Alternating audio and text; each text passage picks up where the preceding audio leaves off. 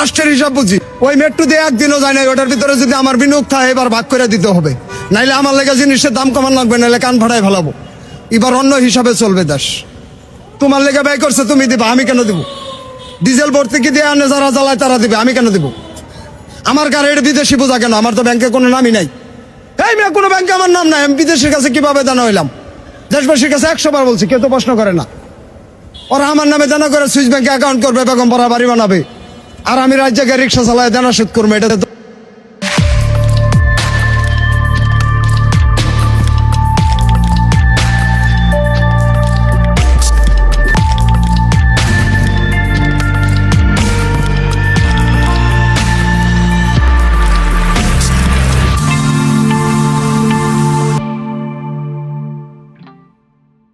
এই ভিডিওটা আগে দেখে রাখলাম এই জন্যে যে আজ যে আলাপ করবো, দেখবেন যে বাঙ্গু বুদ্ধিজীবীদের চাইতে এই দরিদ্র মানুষেরা ভালো বোঝে রাষ্ট্র, অর্থনীতি ভালো বোঝে, আর্গুমেন্ট ভালো বোঝে, ভালো তো আর্গুমেন্ট তোলে তারা। যাই হোক, আপনারা জানেন যে বিএনপি সরকার বাজেট দিচ্ছে, প্রথম বাজেট। আপনি পত্রিকার মেলা আলাপ দেখবেন কিন্তু কিছু বুঝবেন না, পরস্পর বিরোধী কথা। বাজেট আসলে এই পত্রিকাগুলো ইউনিভার্সিটির মাস্টারদের যে জিগায় ক্যাঙ্কা হইল বাজেট, সেই মাস্টার গম্ভীরভাবে কিছু কথা বলে। সামষ্টিক অর্থনীতিতে ইতিবাচক ভূমিকা নিয়ে আসবে, তবে কর কাঠামোর সংস্কার না হলে এই বাজেট উচ্চাশায়ী হয়ে থাকবে। ওই মাস্টাররা যদি কনের মানে কি কন তো বুঝায়, দেখবেন পাইতেছে না। এর মানে হইতেছে ওই নিজেই বুঝে না জিনিসটা কি, তো না বুঝলে মূল্যায়ন করবে কি? আমি বেনে কইতেছি না, দেখেন কি কইছে। উচ্চাভিলাষী, বাস্তবতা বিবর্জিত, স্বপ্ন বিলাসী ও রাজনৈতিক চমক নির্ভর। দেখেছেন, প্রস্তাবিত বাজেট অনেক বড় অঙ্কের, কিন্তু একই সাথে বাস্তবায়নের ক্ষেত্রে অসার বা ফাঁকা বলে প্রতিভাত হচ্ছে। মানে বাস্তবায়ন মনে করে ফেলিছে। মানুষের জীবনযাত্রার ব্যয় কমানো এবং নতুন কর্মসংস্থান সৃষ্টির কোনো আশাবাদ প্রস্তাবিত বাজেটে দেখা যাইতেছে না। বুঝে একেবারে উড়ে দিছে।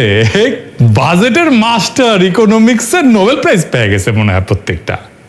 আবার দেখেন, বাজেট ব্যবসা বান্ধব, সংস্কারমুখী, বাস্তবায়ন চ্যালেঞ্জ বিসিআই। এবার আপনারাই কন, কি বুঝলেন এই কথাবার্তায়? কিছু বুঝিছেন? কোন আগামাথা আছে কথাবার্তা? আর নাই।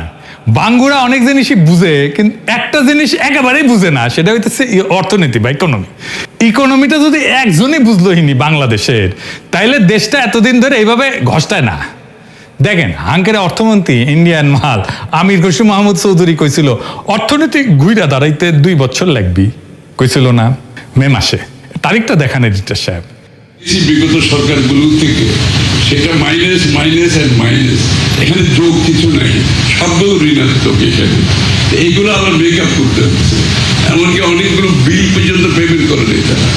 পাওয়ার সেক্টর, এনার্জি সেক্টর 50,000 কোটি টাকার মতো বাকি রেখে চলে গেছে। মাশাআল্লাহ, এগুলো আবার সব পে করতে হচ্ছে। সুতরাং একটা বিরাট মানে অর্থনৈতিকভাবে একটা ভীষণ আমরা ঋণাত্মক অবস্থায় আছি। এখান থেকে প্রথমে আমরা এখান থেকে বের হতে হবে, তারপরে অর্থনীতি সামনের দিকে যাবে। আপনারা নিশ্চয়ই লক্ষ্য করেছেন, আমি বলছি 2 বছর সময় লাগবে অর্থনীতি ঘুরে দাঁড়ানোর জন্য। 1 মাসও যায় না, এখন কইতেছে 4-5 বছর লাগবে ইকোনমি ঘুরে দাঁড়াইতে। কোনটা সত্য, আগেরটা না এখনকারটা? এই বাজেট নিয়ে নাকি আগে বাংলা লুথার কিং অনেকজন জ্ঞানী গুণী বিজ্ঞজনের সাথে কথা কইছে। হ্যাঁ, ভালো কথা। এর মধ্যে নাকি দেবপ্রিয় ছিল, সে বাজেট দেখে কইছে অনেকদিন পর প্রথম একটা চিন্তাশীল বাজেট পেয়েছি। দেখে বুঝতে পারে নাই কি কথা কইবে, বাজেট কি চিন্তা করতে পারে? হ্যাঁ, যাই হোক, আমি হাসিনার আমলে বাজেট নিয়ে এপিসোড করেছি, হয়তো অনেকেই মনে নাই বা দেখেন নাই। আজকে আমি হাতে ধরে দেখাই দিব বাজেট কেমনে দেখতে হয়, বিশেষ করে বাংলাদেশের মতো দেশের বাজেট কেমনে দেখতে হয়। আগে বুঝে নি বাজেট জিনিসটা আসলে কি, সেল চালায় বুঝে যাবেন কলে আমার আলাপে। এটা দেশ চালাইতে তোর টাকা লাগে, মন্ত্রী মিনিস্টার আছে, আমলা আছে, ঠোলা আছে, আর্মি আছে, কর্মচারী আছে, তাদের পালা লাগে, বেতন দেওয়া লাগে, ট্যাক্স তোলা লাগে, হাসপাতাল, স্কুল, রাস্তা, মেট্রো বানানো লাগে, এর জন্য টাকা লাগে। এই টাকা কেমনে তুলবে, কত টাকা তুলবে, আর এই টাকা খরচা করে কি হাতি ঘোড়া করবে, সেটা হিসাব হইতেছে বাজেট। সিম্পল জিনিস, খুবই সিম্পল, জলবত্তল রং। এই বাজেট করার আগে নাকি তারেক রহমান সরকার মেলা বুদ্ধিজীবী অর্থনীতিবিদদের সাথে আলাপ করছে, তারপরে এই বাজেট প্রসব করেছে। তো আসেন দেখি ক্যাঙ্কা বাজেট পয়দা করেছে এত আলাপ করিয়া, তাহলে বুঝবেন এরা কেমন বুঝে বাজেট জিনিসটা, রাষ্ট্র কেমন বুঝে, অর্থনীতি কেমন বুঝে। আসেন বুঝে দেখি, আল্লাহর নামে শুরু করি। একটা সংখ্যা দিয়ে শুরু করি, মাত্র একটা সংখ্যা, 6.8%। এটা কি? এটা হইতেছে বাংলাদেশের কর জিডিপির অনুপাত। এই একটা সংখ্যা জানলে আপনি পুরা বাজেট বুঝে যাবেন, কেন রাষ্ট্র ঋণ করে, কেন গরিবের উপর কর চাপে, কেন এই মাথা মোটারা ইকোনমির কিছু বুঝে না। এই একটা সংখ্যার ভিতরে সব লুকে আছে। কর জিডিপি অনুপাত আসলে কি, এই কেনই বা এটা সব, এটা বুঝতে হলে একটা জিনিস বুঝতে হবে যে কর জিডিপি অনুপাত মানে কি, হাতি না ঘোড়া, মাথায় দেয় না খায়। একটা দেশ একটা বছরে যত সম্পদ তৈরি করে তার কত শতাংশ রাষ্ট্র কর হিসেবে তুলতে পারে। ভাবেন একটা বিশাল বাজার, সেখানে সারা বছর কেনা বেচা হইতেছে, কেউ সেল বেচছে, কেউ জামা কিনতেছে, কেউ বেতন পাইতেছে, কেউ কারখানায় মুনাফা করতেছে, কেউ কর্মচারী আছে। এই পুরা বছরের সব কেনা বেচা, সব আয়, সব মুনাফা, সব মিলায় যে সম্পদ তৈরি হয় তার নাম জিডিপি। ধরেন এই বাজারে সব মিলায় বছরে 100 টাকার লেনদেন হলো, এটাই এই বাজারের জিডিপি।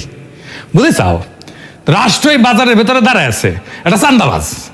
প্রত্যেকটা কেনা বেচায়, প্রত্যেকটা আয়ে, প্রত্যেকটা মুনাফায় তার একটা বখরা পাওয়ার কথা। বিক্রিতে ভ্যাট, আয়ে আয়কর, মুনাফায় কর্পোরেট কর, আমদানিতে ট্যাক্স, এই বখরাটাই কর। তাহলে প্রশ্ন, 100 টাকায় বাজার থেকে রাষ্ট্র কত টাকা ভাগ তুলতে পারলো, বখরা তুলতে পারলো? এটা হইতেছে রাষ্ট্রের ক্ষমতা। উন্নত দেশে তোলে 34 টাকা, বাংলাদেশে মাত্র 6 টাকা 80 পয়সা। এই 100 টাকার 6 টাকা 80 পয়সা, এটাই কর জিডিপি অনুপাত। বাজার বিশাল, কিন্তু রাষ্ট্রের হাতে আসে সামান্য। কর জিডিপি রেশিও এটা শুধু টাকার হিসাব না, এটা রাষ্ট্রের ক্ষমতার পরিমাপ। একটা রাষ্ট্র তার নাগরিক, বিশেষ করে ধনী নাগরিকের কাছ থেকে কতটা আদায় করতে পারে সেটাই বলে দেয় রাষ্ট্রটা কতটা শক্তিশালী। তুলনা করেন, ইন্ডিয়ার কর জিডিপি 12%, নেপাল এমনকি যুদ্ধবিধ্বস্ত অর্থনীতির দেশগুলো আমাদের চেয়ে বেশি তোলে। আমরা দক্ষিণ এশিয়ার সবচেয়ে নিচের দিকে। কেন উন্নত দেশ উন্নত, এই একটা সংখ্যাই বইলা দেয় গলে। ধনী দেশগুলো যেমন আমেরিকা, জার্মানি, ফ্রান্স, জাপান আছে না, তাদের গড় কর জিডিপি অনুপাত হইতেছে 34%।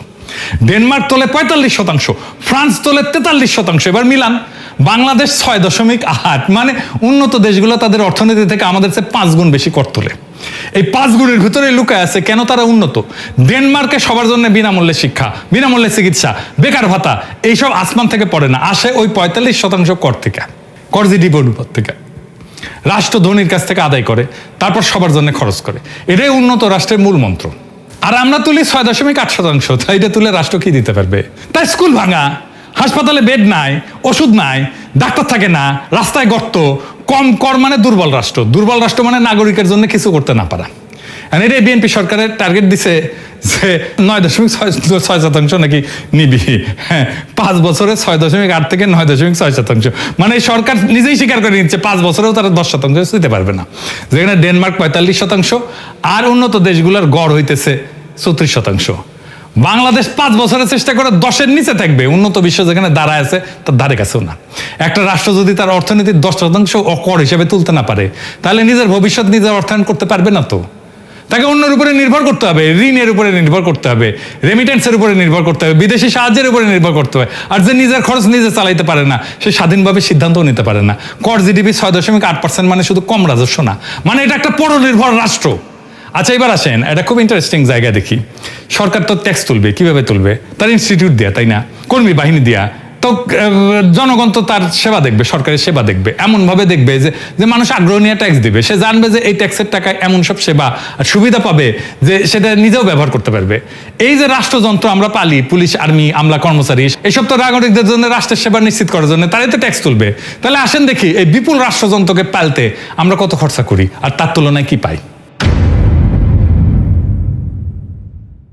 এই বাজেট তো 9,38,000 কোটি টাকা, তাই না? কাদের জন্য?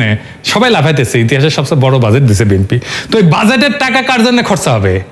আমার আপনার জন্য না, আমার আপনার জন্য না। এই বাজেটের 4/3 ভাগ সরকারের পরিচালন ব্যয়, মানে বেতন ভাতা, প্রশাসন, অফিস, গাড়ি আর পুরানো ঋণের সুদ।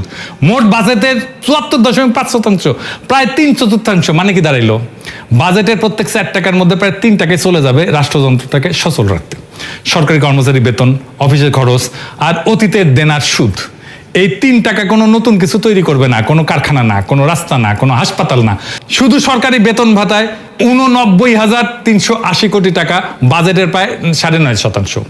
সুদ 1,27,500 কোটি টাকা, আরো 13.5%। দুইটা মিলে বাজেটের প্রায় 1/4, শুধু বেতন আর সুদ। একটা উন্নত রাষ্ট্রে বাজেটের সিংহভাগ যায় নাগরিকের দিকে, আর বাংলাদেশের 3/4 যায় রাষ্ট্রযন্ত্রের দিকে নিজেকে টিকায় রাখতে। সেই রাষ্ট্রযন্ত্র যা ট্যাক্সের টাকা তুলতে পারে না, কোনো সেবাই দিতে পারে না, না স্বাস্থ্য, না শিক্ষা, না অবকাঠামো, না ব্যবসার সুবিধা। একটা উন্নত দেশে বাজেট হইল নাগরিকের জন্য রাষ্ট্রের খরচ, বাংলাদেশের বাজেট হইল রাষ্ট্রযন্ত্র টিকায় রাখার জন্য নাগরিকের খরচ। উন্নত রাষ্ট্র সংগ্রহ করে জনগণের কাছ থেকে, ফেরত দেয় জনগণকে, আর আমাদের রাষ্ট্র সংগ্রহ করে জনগণের কাছ থেকে, খরচ করে নিজের জন্য। যে বাজেট তার নিজের অস্তিত্ব টিকিয়ে রাখতে 3/4 নষ্ট করে ফেলে, খাইয়া ফেলে, সে বাজেট জনগণের ভবিষ্যৎ গড়ার বাজেট না, সেটা রাষ্ট্রের আত্মরক্ষার বাজেট। বাজেটের একক বৃহত্তম খাত কোনটা জানেন? জনপ্রশাসন। মোট বাজেটের 15%, শিক্ষার চেয়ে বেশি, স্বাস্থ্যের 2.5 গুণ, প্রতিরক্ষার 3 গুণ। বাজেটের সবচেয়ে বড় খাত নাগরিকের শিক্ষা বা স্বাস্থ্য না, প্রশাসন নিজে। যাদের সার না বললে মাইন্ড করে, সেই জনপ্রশাসন যারা হাসিনার আমলে বিনা ভোটের নির্বাচন করছে, সেই জনপ্রশাসন যারা হাসিনার পড়ার পরে ইউনূস সরকারের কাছ থেকে বেতন বাড়াই নিচ্ছে, সেই জনপ্রশাসন যারা বাংলাদেশের সম্পদ লুট করে অবসর জীবনে পশ্চিমে পাড়ি জমায়, সেই জনপ্রশাসন যাদের বেতনের টাকায় সংসার ঠিক মতো চলার কথা না থাকলেও পোলা মাইয়ারা বিদেশে পড়াশোনা করে, নিজের হেলথ চেক আপের জন্য যায় বিদেশে। একটা প্রশাসনের মূল কাজ 2টা, কর আদায় করা আর সেই টাকায় সেবা দেওয়া। আর এই প্রশাসন অর্থনীতির মাত্র 6.8% কর তুলতে পারে, মূল কাজেই ব্যর্থ। অথচ বাজেটের সবচেয়ে বড় খরচ এই প্রশাসনই চালানো হয়। একটা কোম্পানির কথা ভাবেন, যার সেলস ডিপার্টমেন্ট বিক্রি করতে পারে না, অথচ কোম্পানির সবচেয়ে বড় খরচ সেই ডিপার্টমেন্টের বেতন হয়। এই কোম্পানি, বেসরকারি প্রতিষ্ঠান টিকবে 1 বছরও টিকতো না, কিন্তু বাংলাদেশ টিকে আছে। কিভাবে টিকে আছে? আমাদের রক্ত চুষে। একটা উন্নত দেশে একটা বিশুদ্ধ প্রশাসন, সরকার চালানো খরচ কখনোই বাজেটের বৃহত্তম খাত হয় না। তাদের বাজেটের শীর্ষে থাকে সামাজিক সুরক্ষা, স্বাস্থ্য, শিক্ষা, নাগরিকের সেবার জন্য যা দরকার। প্রশাসন সেখানে সেবা বিতরণের একটা ছোট্ট খরচ মাত্র। আমাদের এখানে প্রশাসনের শীর্ষে। একটা উন্নত রাষ্ট্রের বাজেটের চেহারা নাগরিক কেন্দ্রিক, আমাদের বাজেটের চেহারা প্রশাসন কেন্দ্রিক। আর এই বাজেটকে দেবপ্রিয় বলে চিন্তাশীল বাজেট। তার মানে বুঝেছেন, ওই বাজেট রাষ্ট্র কিছু বুঝে। হ্যাঁ, কি মনে হয় বুঝে? বুঝবে কেমনে? ছবি দিন পড়াশোনা করেছে প্লেখানগর ইনস্টিটিউটে, ওটি পিএইচডি করেছে, ও পিএইচডি। এবার একটা জিনিস দেখায়, চমকায় যাবেন। আমরা যখন রাজনীতি করতাম, বাজেট আসলে কইতাম গরিব মারার কালো বাজেট মানি না, মানবো না। তা আমি জিগাইতাম গরিব মারে কেন বাজেট? জবাব দিতে পারতো না সিভিভির নেতারা। বুঝুম বাজুম মেলা কিছু কইতো, কিন্তু আসলে এই বাজেট গরিব মারার। আসলে কথাটা ঠিক আছে, টাকা যা তোলা হয় বাজেটের, তা গরিবের কাছ থেকে বেশি তোলা হয়। এটাই হইতেছে বাংলাদেশের বাজেটের সবচেয়ে নির্মম অংশ। এটা বিস্তারিত বুঝতে হলে দেখতে হবে কর আসে কোথায় থেকে। কর 2 ধরনের, প্রত্যক্ষ কর, ধনীর আয়ের উপরে, মুনাফার উপরে, সম্পদের উপরে সরাসরি কর। যত আয় বেশি তত কর বেশি। আর পরোক্ষ কর, ভ্যাট, শুল্ক, এটা পণ্যের দামের সাথে মিশে থাকে। একটা সাবান কিনলে ধনী গরিব সবাই একই ভ্যাট দেয়। গরিবের আয়ের অনুপাতে করের বোঝা বেশি পড়ে। বড়লোকেরা সাবান কিনে যে ট্যাক্স দেয়, গরিব একই পরিমাণে ট্যাক্স দেয়। বাংলাদেশে এই অনুপাতটা কত? মোট রাজস্বের মধ্যে আয় কর 37%, ভ্যাট 37%, আর আমদানি শুল্ক 26%। তাহলে প্রত্যক্ষ কর মানে আয় কর, মানে বড় লোকদের কাছ থেকে বাজেটের করের 37% আসে। আর পরোক্ষ কর, ভ্যাট আর শুল্ক মিলে আসে 63%। মানে দাঁড়াইলো রাষ্ট্র যত কর তোলে তার 2/3 আসে ভোগের উপরে বসানো পরোক্ষ কর থেকে, গরিব মানুষের উপর থেকে। অনুপাতে প্রত্যেক 1 টাকা প্রত্যক্ষ করের বিপরীতে 2.25 টাকা পরোক্ষ কর। পরোক্ষ করের কি বড় সমস্যা সেটা তো বলছি, জানেন। এটা তো গরিব ধনীকে আলাদা করে দেখে না। আবার একটু বুঝে দেখি বিস্তারিত। ধরেন একজন রিক্সা চালক যখন 1 কেজি চিনি কেনে, আর একজন কোটিপতি যখন একই চিনি কেনে, দুইজনই হুবহু একই ভ্যাট দেয়। কিন্তু রিক্সা চালকের কাছে সেই ভ্যাটের টাকাটা তার দিনের আয়ের একটা বড় অংশ, কোটিপতির কাছে কিছুই না। আরেকটা উদাহরণ দিই, ধরেন একজনের মাসিক আয় 10,000 টাকা, আরেকজনের 10 লাখ টাকা। দুইজনই মাসে চাল, ডাল, সাবান, ভ্যাট সব মিলে ভ্যাট দিল 500 টাকা। গরিব মানুষটা আয়ের 5% চলে গেল ভ্যাটে, ধনী মানুষটার গেল 0.05%। 100 গুণ পার্থক্য। দুই মানুষে একই ভ্যাট দিল, একই সেবা পাইল, কিন্তু পার্থক্য 100 গুণ। একই কর, কিন্তু বোঝা উল্টা দিকে। যত গরিব তত বেশি বোঝা। এটাই পরোক্ষ করের আসল চেহারা। আর বাংলাদেশের রাষ্ট্র চলে মূলত এই করের 2/3। তাহলে গরিব মারার কর ব্যবস্থা না এটা? এবার উন্নত দেশের সাথে মিলান, আর মন দিয়ে শোনেন সংখ্যাটা। ধনী দেশগুলোতে ভোগের উপরে বসানো কর মানে আমাদের ভ্যাট শুল্কের সমতুল্য, মোট করের মাত্র 31%। আমেরিকায় আরো কম, 17%। আর সেখানে বেশিরভাগ কর আসে আয়ের উপরে, মুনাফার উপরে, সামাজিক নিরাপত্তা অবদানের উপরে, সরাসরি প্রত্যক্ষ কর। পার্থক্যটা ধরেন, বাংলাদেশে ভোগের কর 63%, উন্নত দেশে 31%। মানে আমরা সাধারণ মানুষের ভোগের উপরে তাদের চাইতে দ্বিগুণ হারে নির্ভর করি, আর তারা ধনী আয়ের উপরে আমাদের চেয়ে অনেক বেশি নির্ভর করে। একটা পার্থক্য বলে দেয় দুই ধরনের রাষ্ট্রের চরিত্র। উন্নত রাষ্ট্র ধনীর কাছ থেকে আদায় করে, গরিবকে রেহাই দেয়। আমাদের রাষ্ট্র গরিবের ভোগ থেকে আদায় করে, ধনীকে রেহাই দেয়। এটাই জিনিস, এটাই কর, কিন্তু উল্টা দিকে বসানো। আমরা তো আমেরিকায় গালি দিতে দিতে একেবারে হয়রান হয়ে যায়। সাম্রাজ্যবাদ নিপাত যায়। দেখেন তাদের কর ব্যবস্থাটা কেমন গরিব বান্ধব। তা এখন কেন বাংলাদেশ রাষ্ট্র ধনীর আয়ের উপরে কর তুলে অনুপাত তুলতে দিতে পারে না? কেন উন্নত দেশে পারে? কারণ যেই শ্রেণী প্রত্যক্ষ কর দেবে তারা বড় ব্যবসায়ী, শিল্পপতি, জমির মালিক। রাষ্ট্র তাদের উপরে নির্ভরশীল। নির্বাচনে টাকা লাগে, দল চালাতে টাকা লাগে, ক্ষমতায় থাকতে ব্যবসায়িক জোট লাগে। ফলে রাষ্ট্র সেই শ্রেণীকে শাসন করে না, তাদের সেবা করে। আর কর তুলে আনে যাদের কোনো দর কষাকষির ক্ষমতা নাই, সাধারণ ভোক্তার কাছে থেকে। প্রত্যেকটা কেনাকাটার ভিতরে লুকায় সে করটা তোলে। তাই এই যে কর জিডিপি রেশিও 6.8%, এটা কোনো টেকনিক্যাল ফেলিওর না, এটাই সিস্টেম। এইভাবে বানানো হয়েছে সিস্টেম। এটা একটা রাজনৈতিক সত্য। এই রাষ্ট্রের সাথে তার ধনী নাগরিকের প্রকৃত কোনো করের চুক্তি নাই। শ্রেণী আছে, কিন্তু রাষ্ট্র তাদের কর জালের মধ্যে আনতে সক্ষম না, কারণ রাষ্ট্রটাই সেই শ্রেণীর হাতে বন্দী। এই কারণে আমাদের কর জিডিপি রেশিও বাড়ে না। আর একটা জিনিস দেখেন, কর কম ওঠার জন্য কি কাফারা আমরা দিই। পর্যাপ্ত কর তুলতে না পারলে সরকারকে ঋণ নিতে হয়, যে ঋণ নিচ্ছে তার সুদ দিতে হয়। এই সুদে 1 বছরে কত দিতে হবে জানেন? এই 1 বছরে 1,27,500 কোটি টাকা। 1,27,500 কোটি টাকা। শিক্ষায় 1,36,000 কোটি টাকা। সুদে 1,27,500 কোটি টাকা। সুদের বিল শিক্ষা বাজেটের প্রায় সমান। একটা জাতির পুরা শিক্ষা, সব স্কুল, কলেজ, বিশ্ববিদ্যালয়, শিক্ষকের বেতন, বই, অবকাঠামো, তার পেছনে রাষ্ট্র যা খরচ করে প্রায় ততটাই দিতে হইতেছে শুধু পুরনো ঋণের সুদে। যে রাষ্ট্রের অতীতের দেনা তার ভবিষ্যতের বিনিয়োগের সমান, সে সামনে আগাইতেছে না পিছাইতেছে? লুথার কিং এর সামনে তো কোনো পথ নাই। কর তুলতে না পারলে ঋণ করতে হবে, ঋণ করলে সুদ দিতে হবে, সুদ দিলে এই শিক্ষায় টাকা কমে যাবে। কিন্তু কোন খাতে বরাদ্দ কমলো দৃশ্যমান ভাবে, এটা জানেন? আমাদের আর্মি ভাইরা জানেন না? আসেন দেখে দিই। যখন কোনো খাতে বরাদ্দ বাড়লো বলা হয় সেটা টাকার অঙ্কে, কিন্তু টাকার দাম তো প্রত্যেক বছর কমতেছে। সেটার নাম মূল্যস্ফীতি। আমরা জানি সরকার নিজের হিসাবে মূল্যস্ফীতি 7.5% আশেপাশে। মানে গত বছর যেই কাজ করতে 100 টাকা লাগতো, এই বছর সেটা করতে 160 টাকার বেশি লাগবে। তাই কোনো খাতের বরাদ্দ যদি 7.5% কম বাড়ে, তাহলে টাকার অঙ্কে বাড়লেও সে আসলে খাত আগের চেয়ে কম টাকা পাইল। মূল্যস্ফীতি পুরোটা খেয়ে ফেললো। এবার তাহলে মন্ত্রণালয়গুলো দেখি, প্রতিরক্ষা মন্ত্রণালয় 42,497 কোটি টাকা পাইছে, টাকার অঙ্কে বাড়লো 4%, কিন্তু মূল্যস্ফীতি 7%। বিয়োগ করেন প্রকৃত অর্থে প্রতিরক্ষা বাজেট আসলে 3% কমছে। এবার স্বরাষ্ট্র মন্ত্রণালয়, পুলিশ, র্যাব, বিজিবি, আনসার 27,000 থেকে 31,000 কোটি টাকা, টাকার অঙ্কে 15% পাইছে। মূল্যস্ফীতি বাদ দিল, প্রকৃত বৃদ্ধি 7.5%। দুইটা পাশাপাশি রাখেন, মূল্যস্ফীতির পর প্রতিরক্ষা কমলো, স্বরাষ্ট্র বাড়লো 7.5%। সব খাতে বরাদ্দ যখন মূল্যস্ফীতিতে ক্ষয় হইতেছে, তখন রাষ্ট্রের নিপীড়নের যন্ত্র যা হাসিনার নির্দেশ অক্ষরে অক্ষরে পালন করে গেছে, শেষ পর্যন্ত আপা পালানোর পর যাত্রা বাড়িতে পালানোর সময় গুলি করে গণহত্যা করছে, কার্যত এরাই একমাত্র খাত যা সত্যিকার অর্থে মোটা হইল। যে অভ্যুত্থান হয়েছিল হাসিনার পুলিশের দমন পীড়নের বিরুদ্ধে, যে সরকার পরিবর্তনের বয়ান নিয়ে আসলো, আর প্রথম বাজেটে শিলং সালাউদ্দিন প্রতিরক্ষা কমাইলো, স্বরাষ্ট্র বাড়াইলো, নিজেরটা বেড়াই নিল। যে সামরিক বাহিনী বিপ্লবের পক্ষে দাঁড়াইলো, তার বরাদ্দ কমলো আজিব ভাত। এখন আমার ক্ষুদ্র ভ্রাতার ভগিনীরা কইবে, তাইলে কিভাবে আমরা রাষ্ট্রের আয় বাড়াইতে পারি? আপনি কয়া দেন, আমি আর কি কমু কাক। আপনারা দেখছেন জামাত এনসিপি 2 দলে বিকল্প বাজেট দিছে না, 2 দলের একটা টিম কাজ করছে না, করছে তো। তারপরে ওই 2 দলের একবারের জন্য আমার কিন্তু জিগাইনি, আচ্ছা বলেন তো আমরা একটা বিকল্প বাজেট দেবো, আপনার মতামত কি? তারেক রহমান তো দেবপ্রিয়রে ডাকছে, তাই না? দেবপ্রিয় তো বিএনপি করে না, তাও ডাকছে। জামাত আর এনসিপি কোন পিওরে ডাকছে? নাকি কাউরি ডাকে নাই? আমার ধারণা কাউরি ডাকে নাই, কারণ ওরা তো সবার থেকে বেশি বুঝে।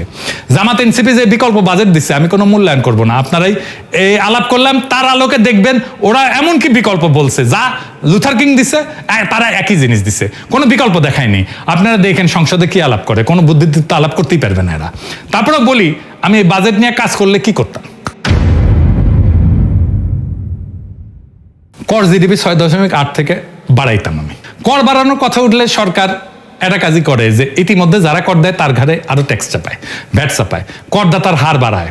এটা আত্মঘাতী, কারণ এটা একটা ছোট জালে বারবার নিংড়ানো হয়। ওই বেতনভোগী মধ্যবিত্ত আর নিয়মে চলা কোম্পানি যারা এমনিতেই ফান্দে আটকা, ফল উল্টা হয়, করের ভয়ে বাকিরা ওই জালের বাইরে থাকে, ভিত্তি আরো ছোট হয়। এটা কোনো সমাধান না, এটা একটা দুষ্ট চক্র। আসল রাস্তা হার বাড়ানো না, ভিত্তি বাড়ানো। আর এটার একটাই উপায় হইতেছে ফর্মালাইজেশন। একটা সংখ্যা শোনেন, আমাদের কর্মসংস্থানের 88% ইনফর্মাল। প্রায় 9 কোটি মানুষ এমন এক অর্থনীতিতে কাজ করে যা রাষ্ট্রের চোখে অদৃশ্য, অথচ এরা কিন্তু অর্থনৈতিক ইকোনমির ভেতরে আছে। তারা সম্পদ সৃষ্টি করতেছে, কেনাবেচা করতেছে, আয় করতেছে, কিন্তু কর জালের বাইরে আছে। কর জিডিপি 6.8 মানে এই অর্থনীতির বিশাল অংশটা রাষ্ট্রের নাগালের বাইরে। এইটা একটা ছায়া অর্থনীতি, এটার আলোয় আনতে হবে। এটাই হওয়া উচিত কেন্দ্রীয় অগ্রাধিকার, কারণ এইটাই কর বাড়ানোর একমাত্র সৎ যন্ত্র। কেন? রাষ্ট্র যা মাপতে পারে না তার তো শাসন করতে পারে না। কর তো দূরের কথা, যে অর্থনীতির পরিসংখ্যানে নাই সেখান থেকে রাষ্ট্র 1 পয়সাও তুলতে পারবে না, পারবেই না। আর সেই মানুষগুলো 1 পয়সা দেবেও না। ইনফর্মাল মানুষ কেন কর দেয় না? কারণ কর দিয়া বিনিময়ে তো সে কিছু পায় না। রাষ্ট্র যদি বলে যে তুমি আমার কর দাও, তা মানুষ কবে কেন তুমি আমার জন্য কি করো, তোমার আমি কেন কর দেবো? তাই কাজ হয় তখন একটাই দ্বিমুখী, তুমি কর দাও, বিনিময়ে পাও কিছু। কি কি? পেনশন পাও, দুর্ঘটনা বীমা পাও, ব্যাংক ঋণ পাও, আইনের সুরক্ষা পাও, রাষ্ট্র পায় রাজস্ব, আর এই ইনফর্মাল সেক্টর পায় সুরক্ষা, এর কর্মীরা পায় সুরক্ষা, এরা পায় পুঁজি, তাদের বৃদ্ধির একটা সুযোগ সৃষ্টি হয়। এটাই সেই কর চুক্তি যা আমাদের কোনোদিন হয় নাই। আমার হাতে ক্ষমতা থাকলে 9 কোটি মানুষের ছায়া থেকে তুলে আনতাম, তাদের স্বীকৃত করতাম, সুরক্ষিত করতাম, দৃশ্যমান করতাম, ইকোনমির মধ্যে আনতাম, ফর্মাল ইকোনমির মধ্যে আনতাম। কর বাড়াইতাম কিন্তু হার বাড়াইতাম না। মানুষকে জালে এনে সেইখানে জালে আসাটাই লাভজনক সেটা দেখাই দিতাম। 10 বছরে এই দেশ বদলাই যেত। মনে আছে না শুরুতে যে গরিব মানুষের ভিডিও দেখাইলাম, যারা বিশ্ববিদ্যালয়ে পড়ে নাই, যারা গম্ভীর মুখে সামষ্টিক অর্থনীতির বুলি কপসায় না, তারা কিন্তু একটা জিনিস ঠিকই বোঝে, তারা বুঝে রাষ্ট্র তাদের কাছ থেকে ন্যায় ফেরত দেয় না। এই সহজ সত্যটা এই বাঙ্গু বুদ্ধিজীবীটা 5টা ডিগ্রি নিয়েও বুঝে না, কারণ বুঝতে চায় না। দেবপ্রিয় সাহেব এই বাজেটকে দেখে আবেগে কইল চিন্তাশীল বাজেট। আমি আপনাদের হাতে ধরে দেখাইলাম এই বাজেটে চিন্তার চও নাই, আছে শুধু একটা রাষ্ট্রযন্ত্র যে নিজের টিকায় রাখতে 4 টাকা 3 টাকা খায়া ফেলে। বাঙ্গুদের এই গরিব মারার বাজেট কোনো নিয়তি না, কোনো অভিশাপও না, এটা একটা পছন্দ। এটা বদলানো যায়, 10 বছরে এই দেশটারে বদলায় দেওয়া যেত। দরকার একটাই জিনিস, সাহস আর বুদ্ধিমত্তা। ধনীর দরজায় যায় কর চাওয়ার সাহস, নিজের আমলাতন্ত্রের জবাবদিহি করানোর সাহস, গরিবের পকেট থেকে হাত সরায় ধনীর পকেটে হাত দেওয়ার সাহস। এই বাজেট সেই সাহস দেখায় নাই। কিন্তু মনে রাখবেন, পথটা বন্ধ না, কোনোদিন বন্ধ ছিলও না। আমরা শুধু সেই নেতৃত্বটা পাই নাই যে এই পথে হাঁটবে। কিন্তু একদিন হবে, একদিন না একদিন হবে। শুধু স্বপ্নটা দেখেন, স্বপ্ন করলে একদিন না একদিন সত্য হয়। স্বপ্নটা দেখে যাইতে হবে। সেই দিনের অপেক্ষায় আমরা থাকলাম। ইনকিলাব জিন্দাবাদ।